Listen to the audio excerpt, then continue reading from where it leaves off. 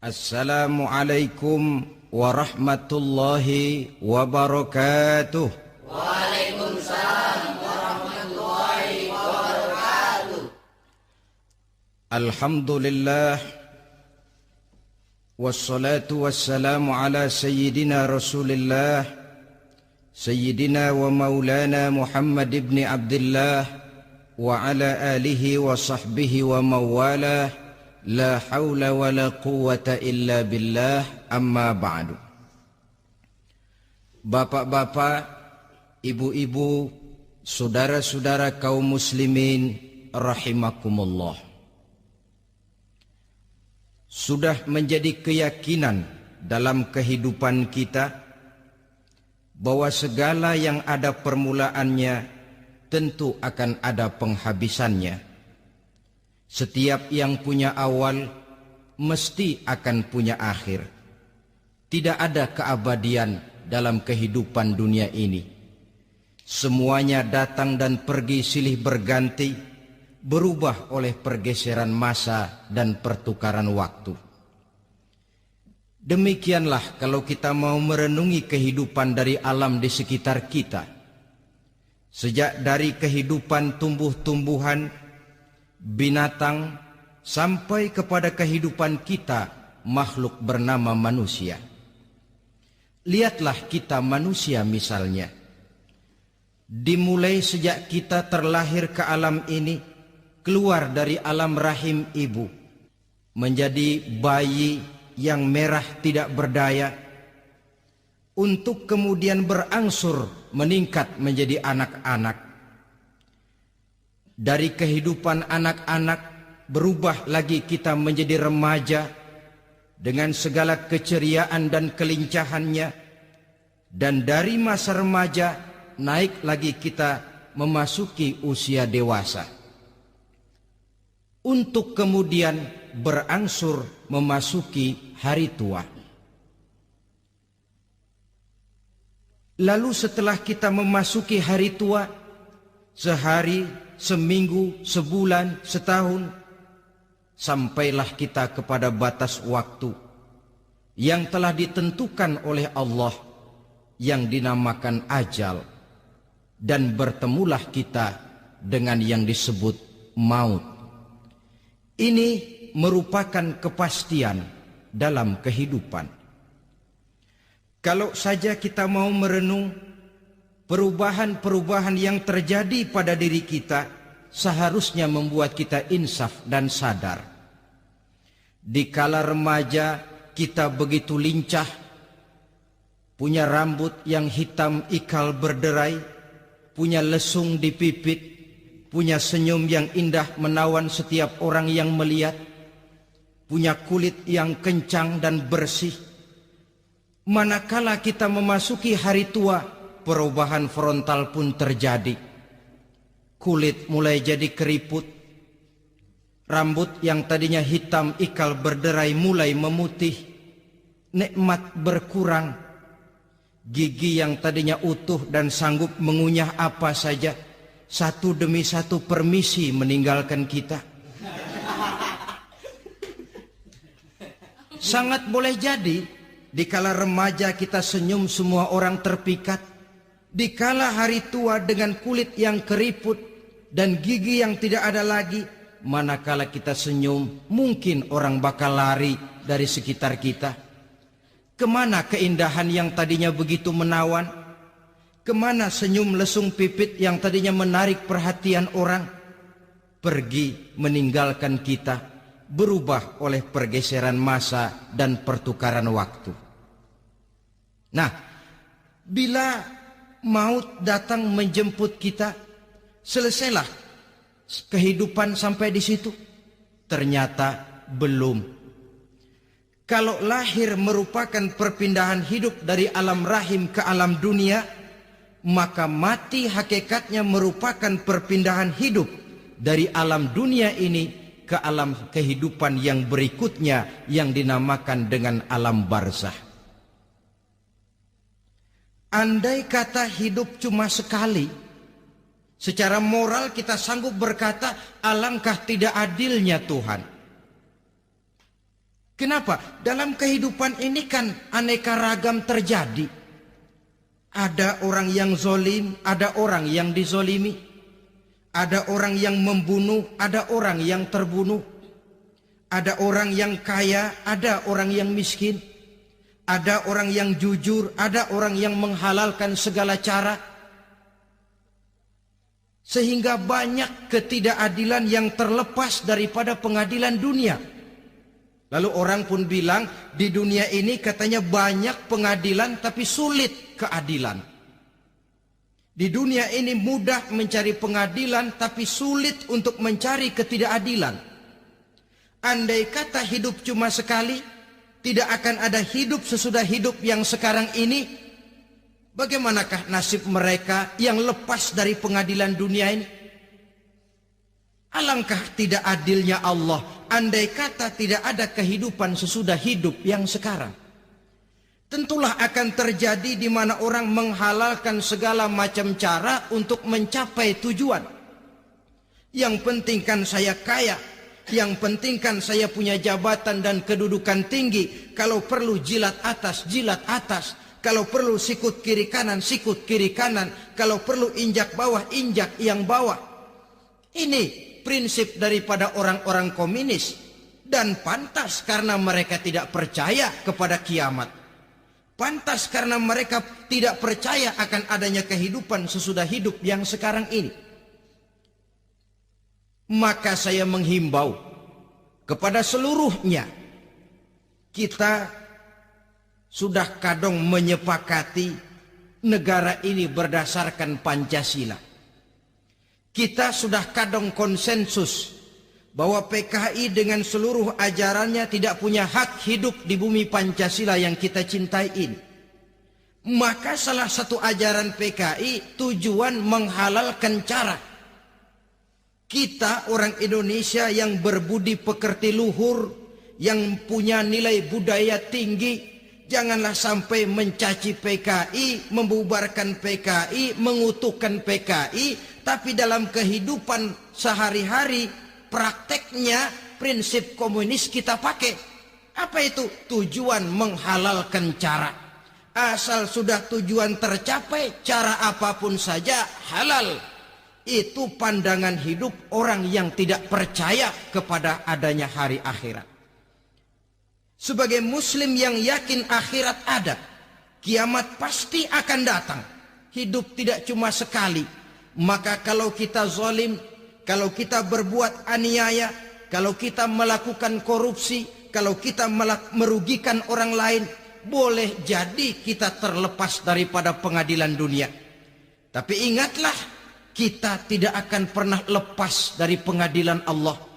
Pengadilan Qadhi Rabbul Jalil, di mana kita akan diadili dengan seadil-adilnya, dan tidak satu perbuatan yang bersifat salah, yang bagaimanapun kecilnya, yang akan lepas dari pengadilan di akhirat itu nanti.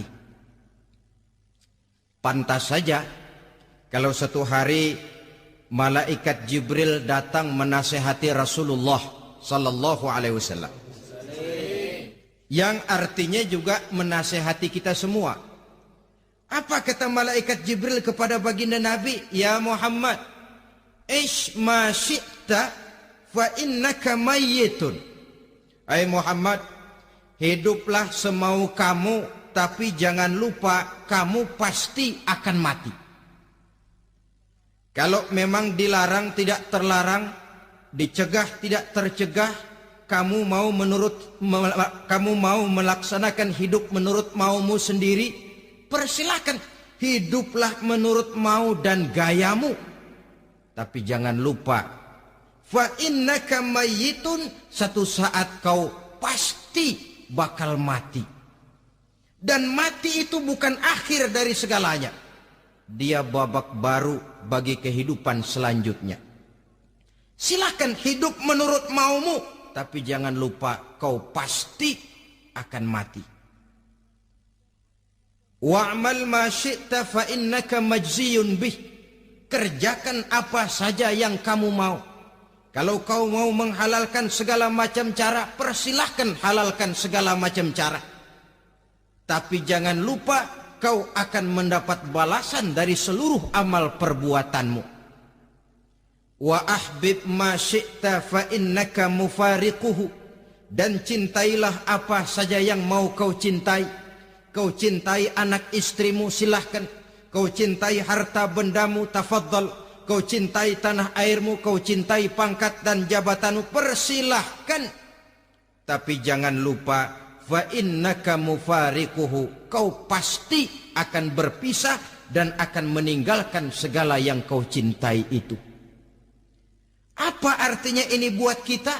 Ternyata sesudah maut datang menjemput kita, ada kehidupan sesudah hidup yang sekarang ini.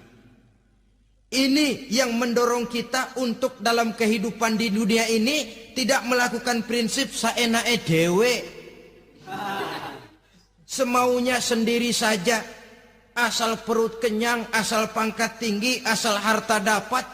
Masa bodoh dengan merugikan orang lain, masa bodoh dengan menipu orang lain. Iku jenenge saenake dhewe. Muslim tidak diajarkan. Ingat manusia, setelah kau mati, setelah kiamat datang, kau akan dibangkitkan, kau akan dimintakan pertanggungan jawab tentang kehidupan yang sekarang ini.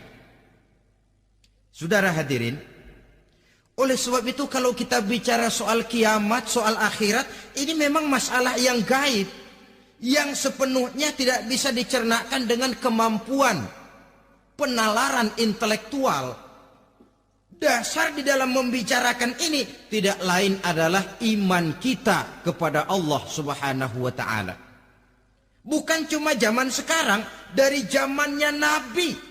Orang itu kalau sudah bicara kiamat, bicara akhirat, ada yang ragu-ragu, ada yang menolak sama sekali. Bukan dari zaman sekarang, dari zaman dulu. Pernah kok satu saat Rasulullah itu dakwah, menceritakan, saudara-saudara, akan terjadi kiamat, di mana Allah akan membangkitkan manusia dari kuburnya untuk memintakan pertanggungan jawab. Ini dalam dakwahnya Nabi pidato macam itu. Apa reaksi orang? Yang beriman ya mantap, tapi yang tidak beriman, bajingan-bajingan Quraisy ini, mereka bertepuk tangan, mengejek, mencaci. Malahan ini yang luar biasa, ada dua orang kafir, namanya Ubay bin Ka'ab dan Al-As bin Wa'il. Mendengar pidato macam ini, mereka buru-buru pulang ke rumah. Ngapain? Ngambil pacul. Lalu berangkat nyari kuburan tua. Dia gali itu kuburan. Tulang-tulangnya diangkut, dibawa ke depan Nabi. Ya Muhammad, tulang-tulang yang udah hancur begini, siapa yang bisa ngidupin lagi? Yang macam-macam aja kamu Muhammad. Nggak rasional, nggak masuk akal. Allah menjawab. Apa kata Allah? وَضَرَبَ لَنَا مَثَلًا وَنَسِيَ خَلْقَهُ قَالَ مَنْ يُحْيِي الْعِظَامَ وَهِيَ رَمِيمٌ قُلْ يُحْيِيهَا الَّذِي أَنْشَأَهَا أَوَّلَ مَرَّةٍ وَهُوَ بِكُلِّ خَلْقٍ عَلِيمٌ. Mereka memberikan perumpamaan kepada kami, kata Allah. Mereka melupakan asal kejadiannya. Mereka bertanya, siapa yang sanggup menghidupkan tulang belulang yang sudah hancur kayak begini? Qul yuhyiha allazi ansha'aha awwala marrah. Katakan kepada mereka Muhammad, yang akan menghidupkannya adalah dia yang telah menciptakannya pertama kali dulu. Kalau dia sanggup menciptakan, dia tentu lebih sanggup lagi untuk mengembalikan reproduksi ciptaan itu sebagaimana semula. Yang paling kasihan yang ragu-ragu. Akhirat itu ada apa enggak sih? Kiamat itu ada apa enggak sih? Lantaran ragu-ragu, terombang-ambing dia antara harapan dan putus asa, antara kenyataan dan idealisme. Ada yang buta sama sekali, 100% terhadap keadaan-keadaan sesudah mati. Perhatian mereka hanya tercurah kepada kehidupan sebelum mati. Yang mereka perhatikan siang dan malam tidak lebih daripada urusan perut. Pergi pagi, pulang sore, peras keringat, banting tulang. Cuma soal makan, soal minum, soal pakaian, soal kendaraan, soal rumah tangga, soal anak, soal istri. Yang mereka pentingkan hanya soal-soal politik misalnya, ekonomi, pembangunan dan industri. Untuk soal-soal kayak begitu, giat betul. Habis seluruh waktu untuk memikirkan, meningkatkan kebudayaan, politik, sosial, ekonomi. Kadang-kadang kurang tidur, kurang istirahat, berkeliaran ke sana kemari ke tempat yang jauh-jauh. Sampai-sampai kadang-kadang terkena stres, penyakit darah tinggi, ginjal, lever, untuk memikirkan hal-hal yang semata-mata karena dunia saja.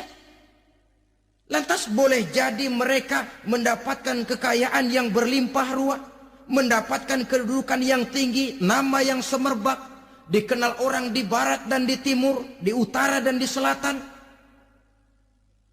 Tetapi alangkah kecewanya mereka jikalau datang ajal menjemput nyawa, mati mereka, meninggalkan harta yang banyak, nama yang masyhur.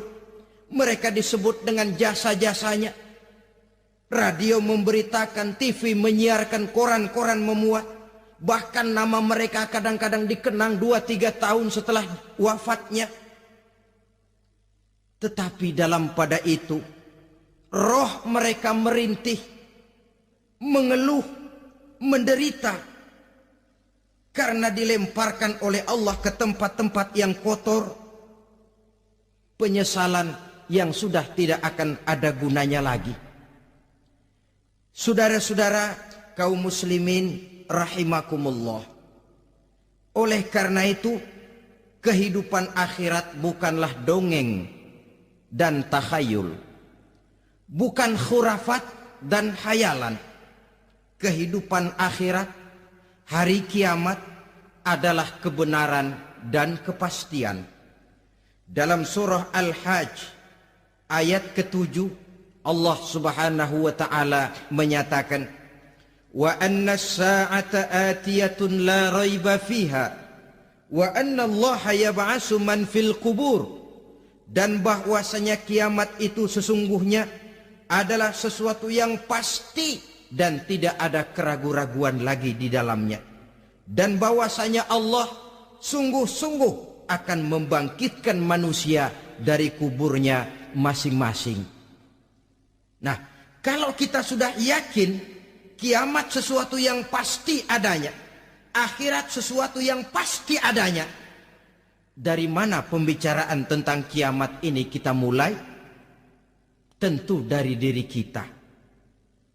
Marilah kita mencoba melihat proses perjalanan hidup ini sampai kita memasuki kiamat.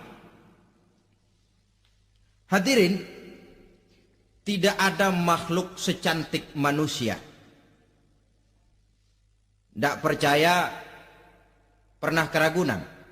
Nah, saudara masuk ke kebun binatang, segala macam makhluk ada di situ, ratusan macam jenis binatang.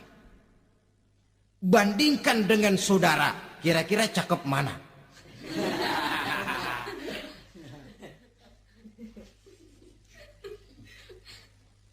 Dari seluruh makhluk yang diciptakan Allah itu, manusia fi ahsani taqwim, dalam bentuk yang paling sempurna, sejak susunan biologis sampai kemampuan berpikir.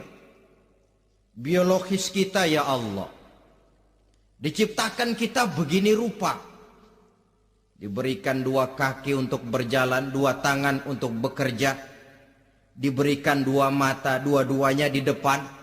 Pernah saudara mikir kalau mata kita yang satu di depan, yang satu di belakang? Rasanya nggak laku kacamata itu.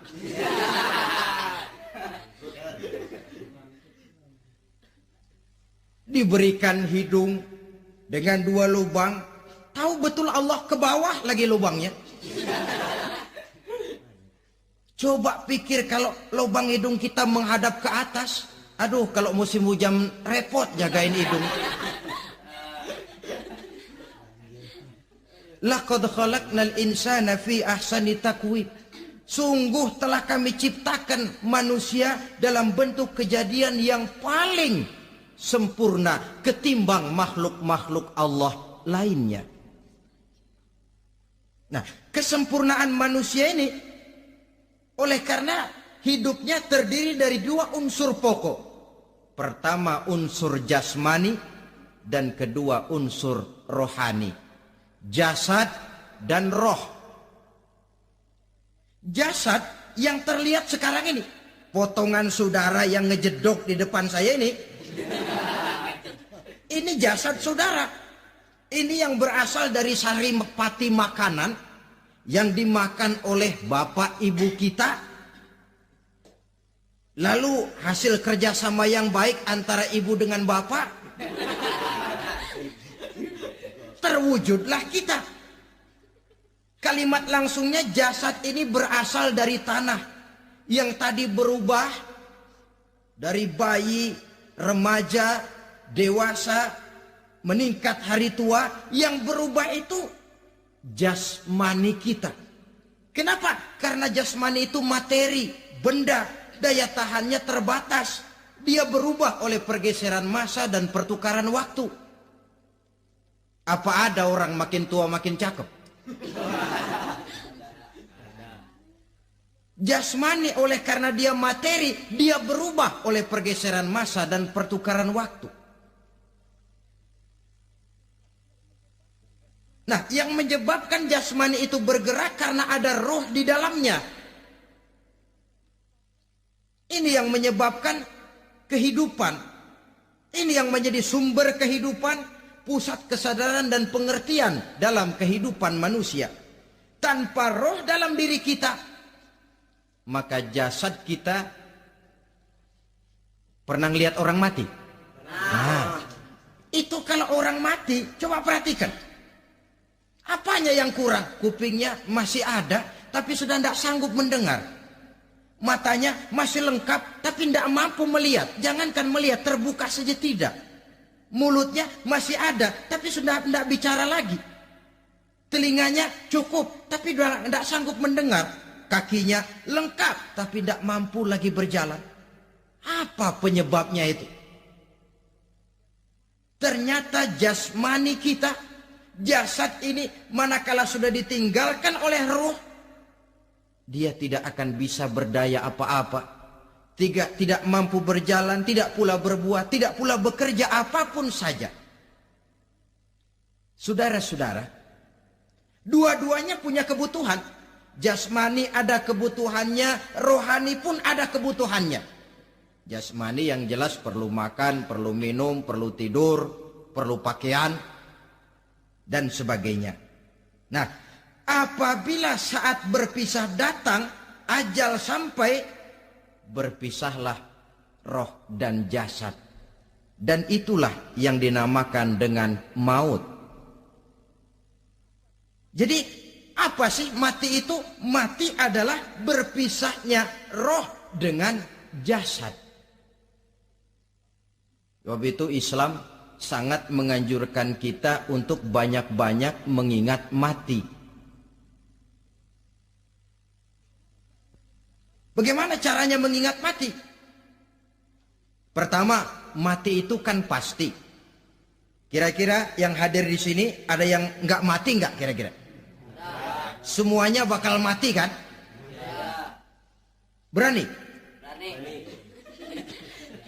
Sekarang mau? Saudara, sebenarnya kalau kita merenung lebih jauh, orang itu tidak perlu takut mati. Walaupun tidak boleh terlalu berani menghadapi mati. Karena bagaimanapun takutnya kita kepada mati, toh dia pasti datang. Bagaimanapun beraninya kita mati, kalau belum ajal ya tidak mati juga. Jadi muslim itu kan harus berani menghadapi hidup dan tidak takut menghadapi mati. Mati adalah sesuatu yang pasti. Muslim dianjurkan banyak-banyak mengingat mati dalam kehidupan. Caranya bagaimana? Pertama, berziarah nengokin teman yang sakit. Ya? Suka nengokin teman yang sakit enggak? Oh, itu pahalanya kata Nabi. Menengok orang yang sedang sakit lebih afdol daripada sholat sunnah 1000 rakaat. Apa pernah saudara sembahyang sunnah sampai 1000 rakaat? Nengokin orang sakit pahalanya lebih afdol daripada itu. Kenapa menengoki orang sakit mengingatkan kita kepada mati? Iya ya, ini teman saya yang kemarin segar banget, bercanda sama saya, ketawa sama-sama, sekarang terbaring tidak berdaya, hilang kemampuannya, hilang keceriaannya, sakit. Iya kalau sembuh, kalau ajal, iya sekarang giliran dia, kalau jatuh ke saya. Lalu menghibur teman dengan kata-kata yang enak, yang akan mendatangkan sugesti supaya dia cepat sembuh. Jangan nengokin orang sakit jujur. Sakit apa lo? Perut. Emang teman gua kemarin sakit begini mati gak? Wah, itu orang bisa jadi shock lantaran etika kita tidak akan sampai ke sana. Menjenguk orang sakit akan mengingatkan kita kepada mati. Apalagi ziarah kubur. Ada yang orang tuanya sudah meninggal? Nah, kalau ada, ya tidak bisa tiap hari, sekurang-kurangnya seminggu sekali. Jumat pagi misalnya, ziarah kita ke kubur. Sehingga kalau kita masuk kubur kan ada etikanya. Assalamualaikum ya ahlal kubur wa inna insyaallahu bikum lahikun. Hai penduduk kubur, keselamatan bagi kamu dan kami yang masih hidup sekarang ini insyaallah pasti bakal nyusul kamu. Iya, yang kemarin gagah benar sekarang terbaring tanpa daya. Ini unggukan kuburannya. Yang kemarin ada sekarang sudah tidak ada. Kemana dia? Kami satu saat pasti akan begini. Ingat mati. Lalu apalagi yang bisa membuat kita ingat kepada mati? Mengawal jenazah. Bukankah sangat dianjurkan oleh agama? Bahkan kalau bisa sejak mengurusnya, memandikannya, mengkafankannya, menyolatkannya untuk kemudian mengantarnya ke kubur. Hari ini saya antar dia ke kubur, besok boleh jadi saya yang diantar orang. Hari ini saya solatkan dia, besok boleh jadi saya yang disolatkan orang. Hari ini saya masukkan dia ke liang lahat, besok mungkin giliran saya dimasukkan orang ke liang lahat. Ingat mati, tumbuh kesadaran. Lalu daya positifnya dalam kehidupan apa? Nah, saudara-saudara hadirin, orang yang mengingat mati bukan lantas menjadi lemah dalam kehidupan, menjadi putus asa, sedikit semangat, terbentur kesulitan, mudah frustasi. Bukan itu tujuannya kita diperintah mengingat mati.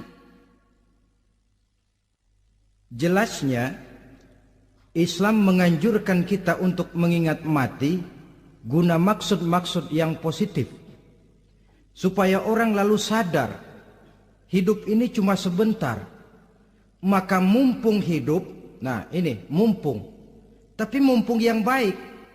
Mumpung hidup, maka hidup yang singkat ini harus saya pergunakan dengan sebaik-baiknya. Melakukan kebajikan yang sebanyak-banyaknya. Menjauhkan rasa malas. Menunggu keajaiban yang datang dari langit. Berleha-leha, bermain-main. Sementara maut kalau dia datang tidak pernah main-main. Pantas kalau seorang penyair bernama Syauqi memesankan tazawwad bittaqwa fa innaka la tadri iza hanna al-lailu hal ta'ishu ila al-fajri kam min sahihin mata min ghairi illatin wa kam min alilin 'asha hinan min ad-dahri.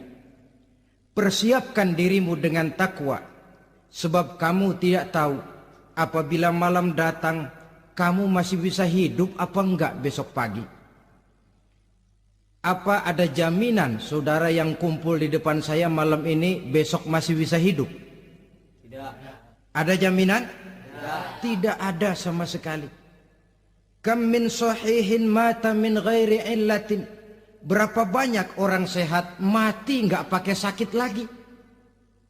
Sebabnya kadang-kadang ringan saja. Ada yang cuma jatuh di kamar mandi, mati. Ada yang cuma ketiban pensil. Iya, kalau ketiban pensil 3 peti masa nggak mati. Ta'addadatil asbab wal mautu wahid. Sebabnya boleh jadi macam-macam, tapi mati satu juga, yaitu mati. Dia seperti kelapa yang terlalu tua jatuh ke bawah. Yang kembang baru keluar pun jatuh ke bawah. Itulah mati. Dia datang menjemput yang bayi, dia datang mengambil yang anak-anak, dia datang juga kepada yang remaja, kepada yang dewasa, kepada yang tua sekalipun. Jangan yang remaja lalu berpikir, gua rasanya masih jauh banget mau mati. Ini sesuatu yang pasti yang kita tidak pernah diberitahu kapannya. Kalau dikasih tahu kapannya kan kita bisa, umpama malaikat maut datang ke rumah saya, saudara Zainuddin kau mati 80 tahun lagi. Wah, saya kan berhitung, masih lama, poya-poya aja dulu . Tapi ini tidak pernah diberitahu kepada kita.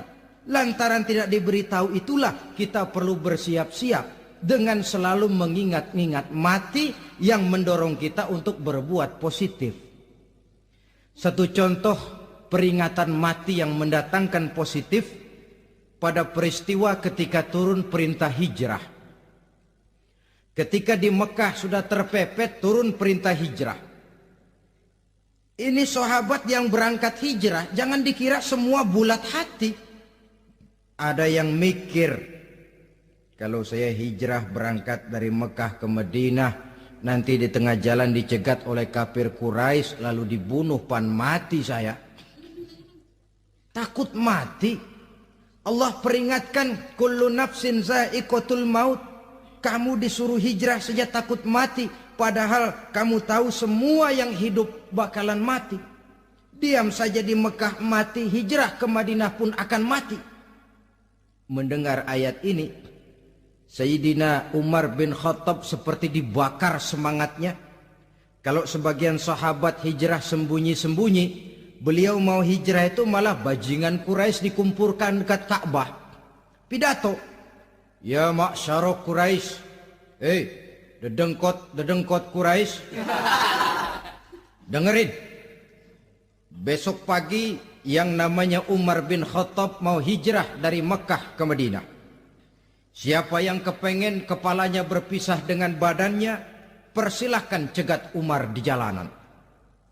Besok dengan tenang dia berangkat hijrah, gak ada yang berani nyegat. Tuh Quraisy juga barangkali mikir, gue ngapain nyegat penyakit. Begitu ingat mati, timbul semangat juang, timbul semangat berbuat. Ini ingat mati yang positif, bukan yang melemahkan semangat. Dah jangan kerja rajin-rajin dah, lu bakalan mati. Ini ingat mati yang salah pasang. Ingat mati seharusnya mendorong manusia untuk berbuat lebih tekun. Allah memberikan peringatan, qul innal mauta allazi tafirruna minhu fa innahu mulaqikum. Katakan, maut yang kamu akan melarikan diri daripadanya, yang kamu takuti benar dia pasti akan datang menjemput kamu. Saudara-saudara hadirin yang saya hormati, datangnya memang tidak kita harapkan yang namanya maut. Tapi sekali dia datang, tidak ada pintu tempat kita lari. Dia memang tidak pernah kita undang. Tapi sekali dia datang, mengetok pintu, kekuatan apa yang bisa menolak? Dia sebuah tanda seru dalam kehidupan. Apa yang menyebabkan orang takut mati? Pertama barangkali karena dia tidak tahu bagaimana kehidupan sesudah mati. Alam kubur gelap, alam akhirat gelap. Sehingga dia bingung, lantaran bingung lalu jadi takut. Yang kedua boleh jadi oleh bayangan-bayangan dosa yang pernah dia kerjakan di dunia ini. Kerjanya cuma menumpuk dosa. Dia gembira, bahagia, tertawa di atas tumpukan dosanya.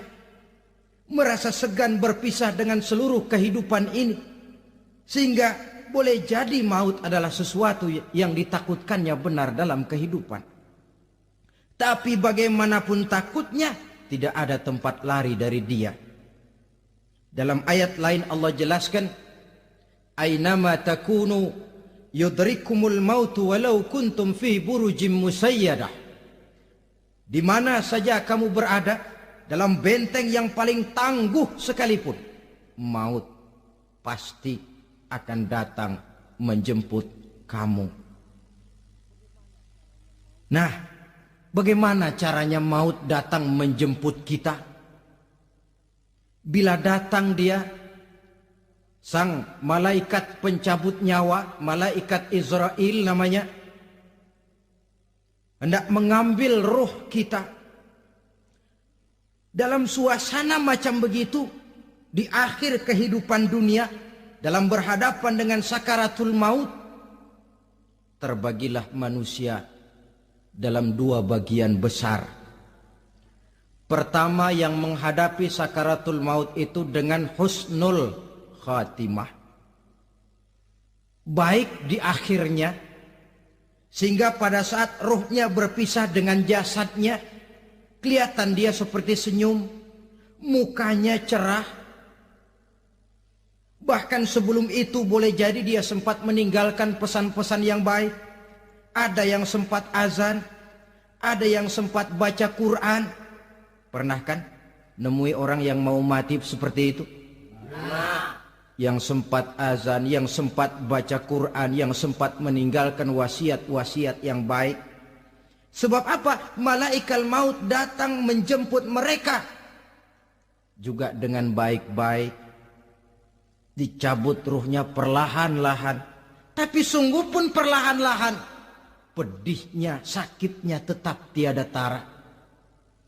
Rasulullah Sallallahu Alaihi Wasallam, dikala beliau hendak berhadapan dengan sakaratul maut, diceritakan mencelupkan tangannya ke dalam gelas berisi air, lalu mengusapkannya ke muka beliau seraya berdoa, Ya Allah, mudahkan saya dalam menghadapi sekarat ini.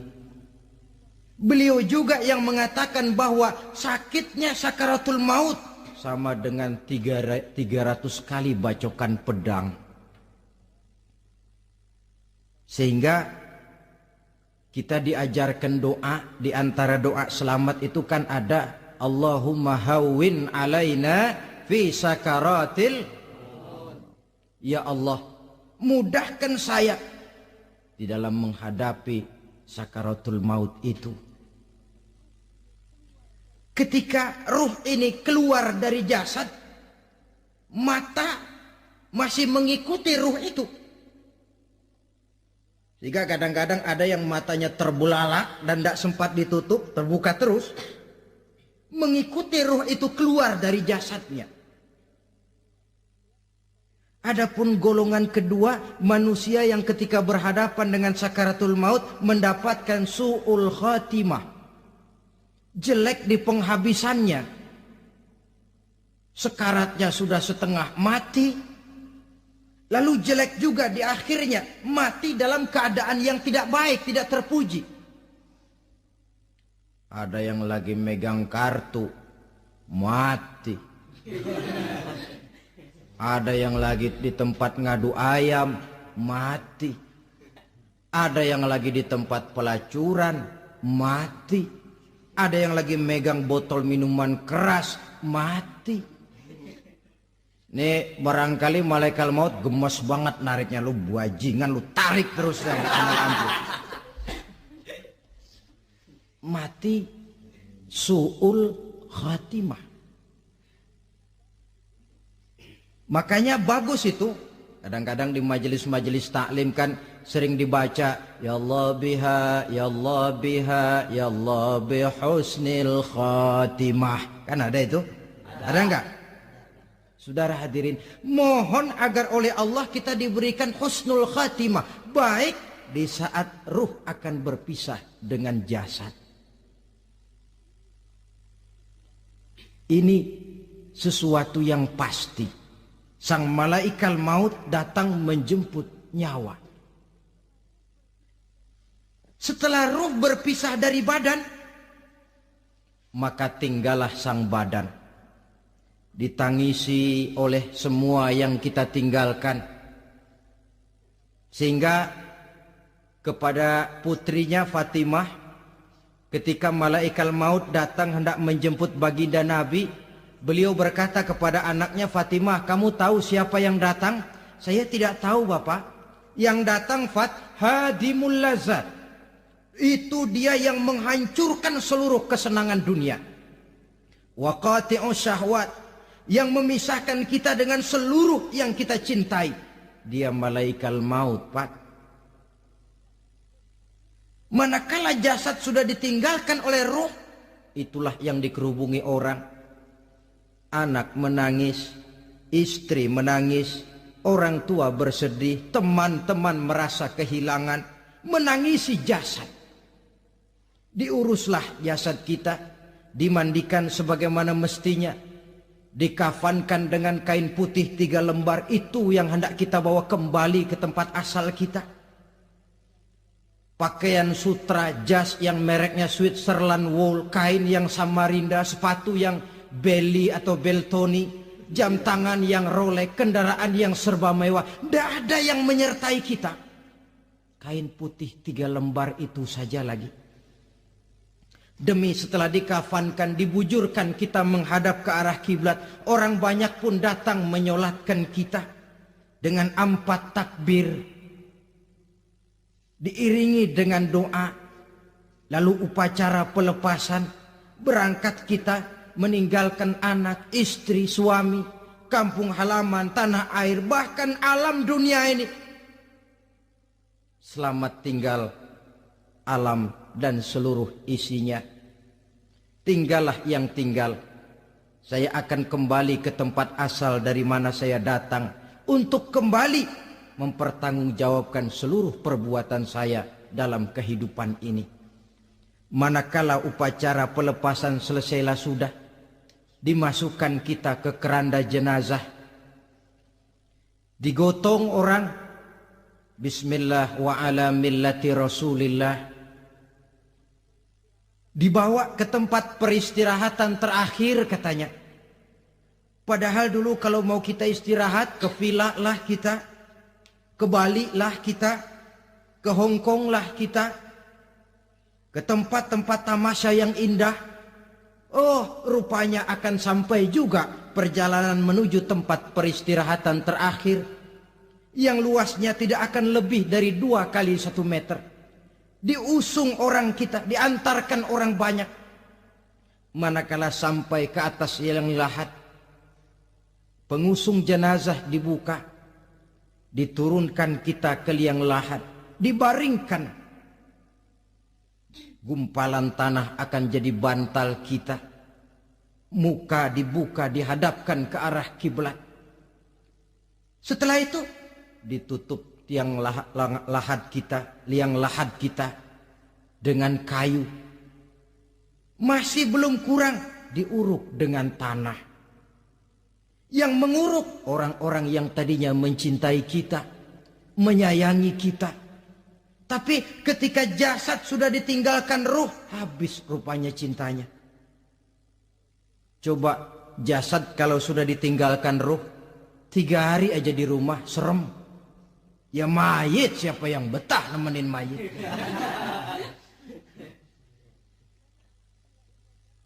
Lalu bila upacara pemakaman selesai, maka berusahalah semuanya.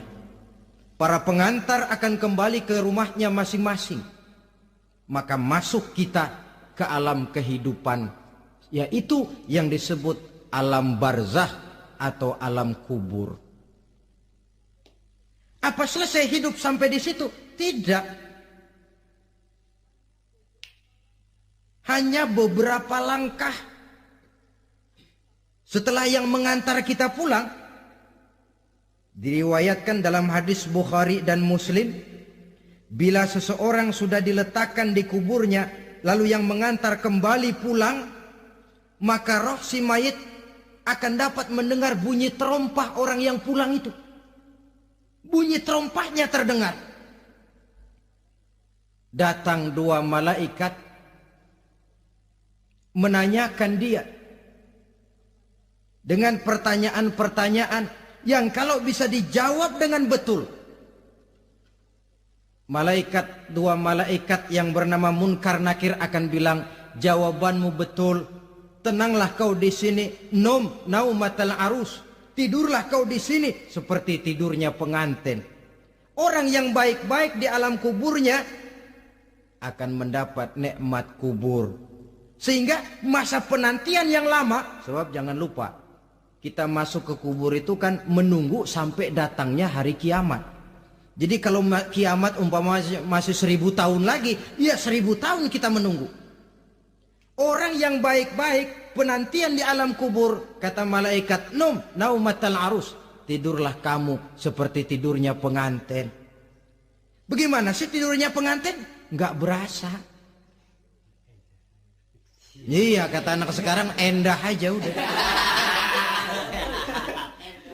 Begitu mendusin pagi, kata lakinya, malam sebentar bener ya Neng. Sebentar betul katanya malam. Iya tentu saja tidak terasa. Kenapa? Dia tidak pernah memikirkan waktu. Terbawa oleh kenikmatan dan kelezatan yang dirasakannya dalam kehidupan. Tapi orang kafir, orang yang dosanya bertumpuk, tidak sanggup menjawab pertanyaan dua orang malaikat, maka dia akan mendapat azab di alam kuburnya terus menerus siang dan malam sampai datangnya hari kiamat. Ibarat maling ayam ketangkep, belum masuk pengadilan udah digebugin duluan. Kan begitu kan? Ada maling ayam nggak di sini? Nah, itu yang nyaut tadi pengalaman itu. Di sidang belum, divonis belum, digebugin babak belur.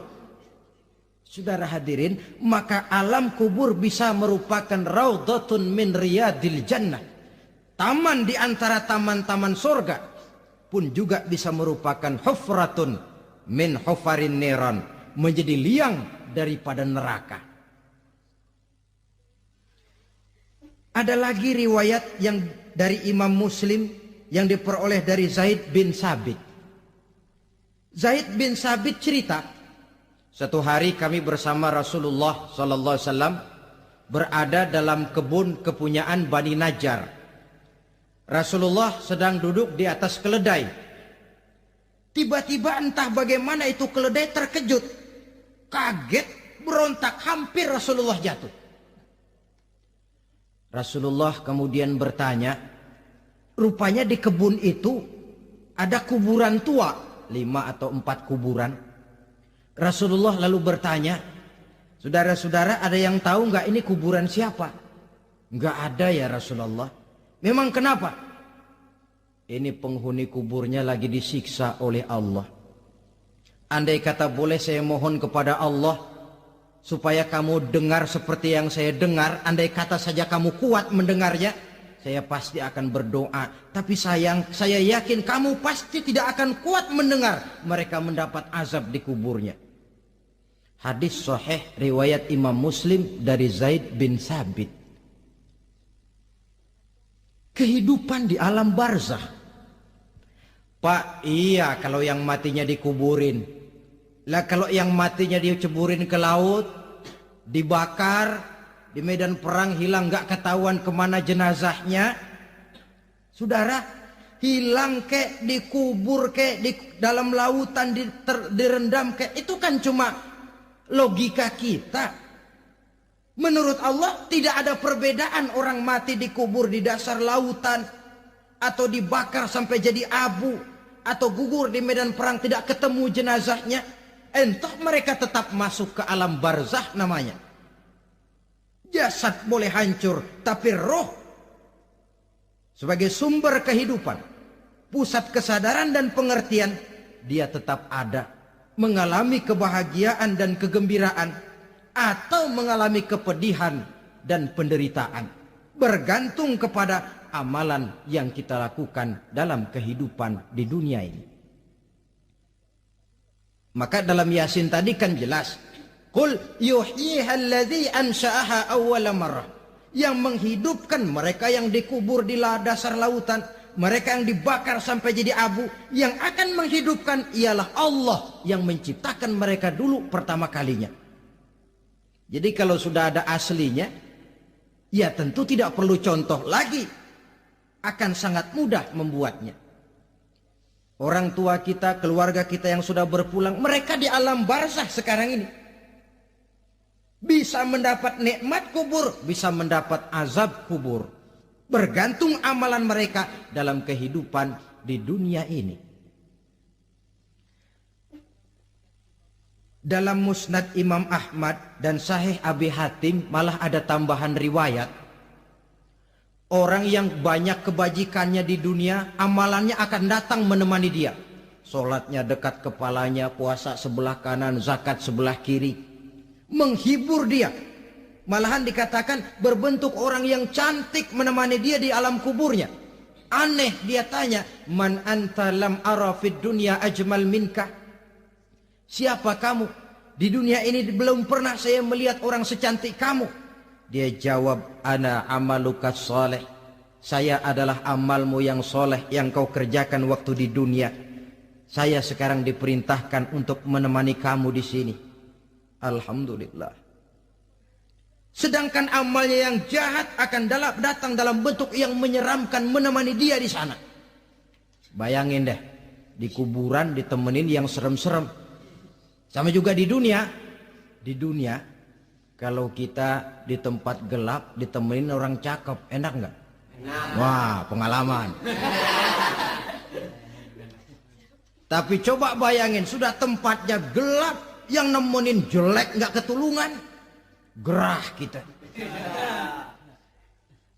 Nah, saudara hadirin yang saya hormati, lalu bagaimana tempat arwah-arwah yang sudah kembali menghadap Allah yang disebut mustaqarrul arwah itu? Macam-macam tingkatannya sesuai dengan profesi dan amalannya waktu di dunia. Ada roh-roh itu yang setelah pisah dengan jasad, artinya mati, ditempatkan di tempat yang disebut a'la iliyin, tempat yang tertinggi. Siapa ini? Arwahnya para nabi dan para rasul. Ini fi a'la iliyin, di tempat yang tertinggi. Arwahnya para nabi, arwahnya para rasul. Dan karena kita bukan nabi, bukan rasul, ya jangan mimpi dapat tempat fi a'la iliyin, kecuali kalau Allah menghendaki. Itu hak prerogatif Allah, tapi kan tidak adil kalau Allah melakukan itu. Ini kelompok roh-roh yang masuk golongan VIP. Wah, the first class. Para nabi, para rasul. Lalu ada pula roh-roh itu yang setelah pisah dengan jasadnya diumpamakan seperti burung-burung hijau yang berterbangan di perkebun-kebunan surga.